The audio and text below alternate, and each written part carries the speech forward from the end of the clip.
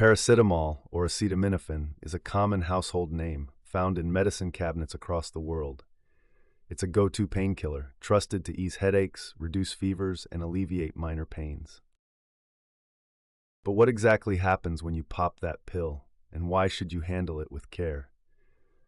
When you swallow paracetamol, it travels down to your stomach, dissolving and entering your bloodstream. It's then transported to the brain, where it inhibits the production of prostaglandins, chemicals that cause pain and fever. It's this precise action that provides the relief so many of us seek. However, paracetamol isn't just a miracle worker. It harbors risks too, especially for your liver. In recommended doses, it's generally safe. But what happens if you overdose? Your liver takes center stage. Normally, the liver processes and neutralizes toxins. But with too much paracetamol, the liver can't keep up.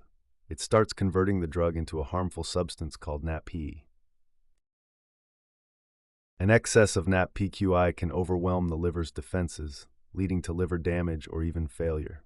This is why doctors stress caution. Overdosing isn't just taking a handful of pills. Even slightly exceeding the recommended dosage over a few days can be dangerous. Symptoms of overdose might not appear immediately, but can progress rapidly, making timely intervention crucial. That's why it's important to follow dosing guidelines carefully and be mindful of other medications you're taking, as many over-the-counter drugs may also contain paracetamol. Yet, people continue to overlook these warnings, primarily due to lack of awareness. Education is key. Understanding paracetamol's effects and potential dangers can help prevent misuse. So next time you reach for that pill, remember its journey.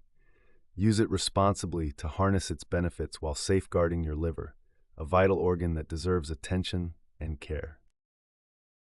Stay informed, stay healthy, and when in doubt, consult your doctor.